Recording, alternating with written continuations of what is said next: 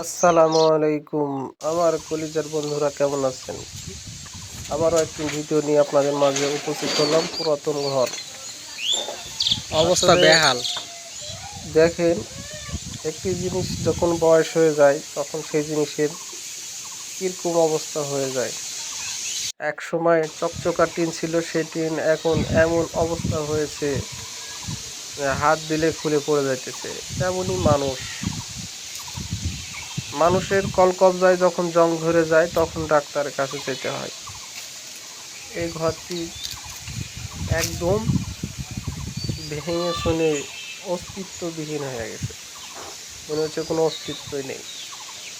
দেখেন, এই ঘর আমরা কিভাবে কাঠ রোয়া পাড় এগুলো মেরে আলহামদুলিল্লাহ। আবার সাজিয়ে ফেলেছি। রোয়া পাড় মারা কমপ্লিট হয়ে গেছে।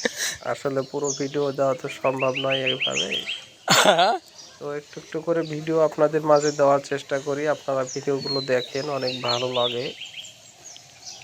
এক সময় ভাঙাচোরা সব যত নোংরা হয়েছিল সেগুলো পরিষ্কার করে আমরা নতুন করে আলহামদুলিল্লাহ। ফ্রেমটা সাজিয়ে ফেলেছি।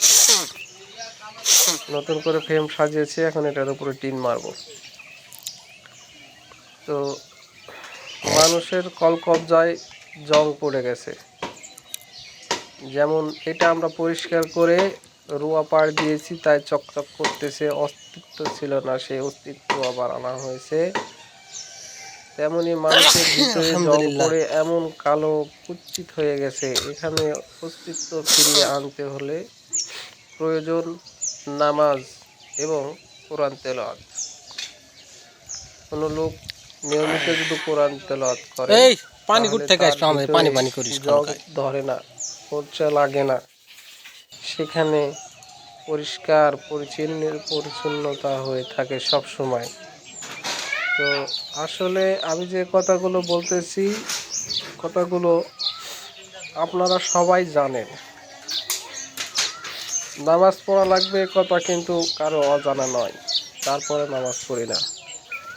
আমি পুরো সপ্তাহ ইনকাম করার পর বা চাকরি করার পর শুক্রবার একটা ছুটির দিন পাই। আসলে আমি যদি প্রতি সপ্তাহের প্রতিটা দিন যদি আমি ইনকাম না করি, তাহলে শুধু শুক্রবারের ছুটির দিনটা পাবো কি? কখনই পাবো না। তেমনই পুরো সপ্তাহে যদি আমি নামাজ না পড়ি, শুধু যে নামাজ পড়লাম কখন? নামাজ পড়লাম হচ্ছে সকাল সত্যি সত্যি বৃষ্টি আসবে শুক্রবারে, না কিন্তু তাহলে কি বিয়াই। সেই নামাজ হলো? কখনো নয়। চিন্তা ভাবনা করে দেখুন আব্বু।